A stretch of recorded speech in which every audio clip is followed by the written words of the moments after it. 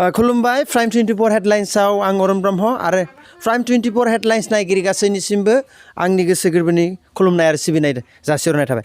बे समाव आं दंफैयो धेमाजि जिल्ला सानजारि नोगोरनि सिङाव थानाय डेकाफार्म गाव पन्सायत डेकाफार्म रेलवे कल'नि मंगल बर'नि गंसे न' खामदों।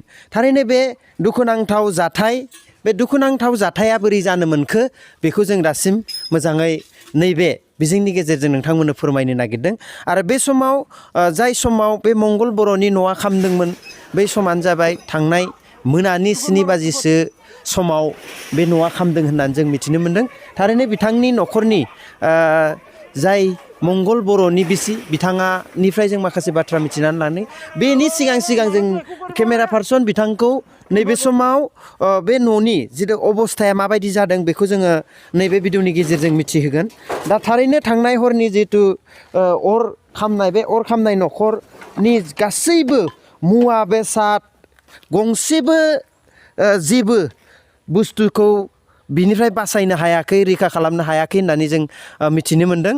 थारैनो बे समाव नैबेयाव बे न' गंसेयाव बेसा गोबां न'खरनि गथ' गथाय गासैबो थायोमोन।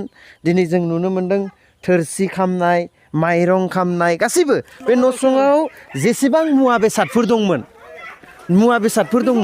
बे मुवा बेसादफ्रा थारैनो खामजोबदों।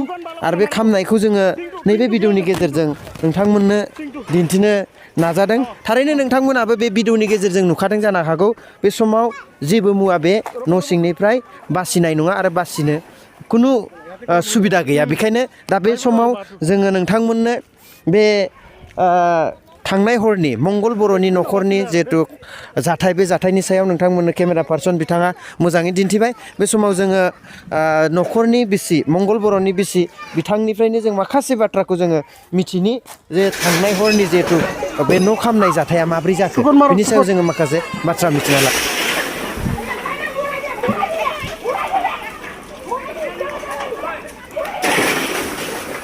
बिथाङा बे समाव जोंनो फोरमायगोन दिनै थांनाय हरनि जितु नोंनि न'आव अर नांनाय जाथाया बोरै जानाय। बे जाथाया जाबाय आङो दखानाव बुस्थु लायनो होनना थांदोंमोन आरो मैगं सैगं लायनो होननानै।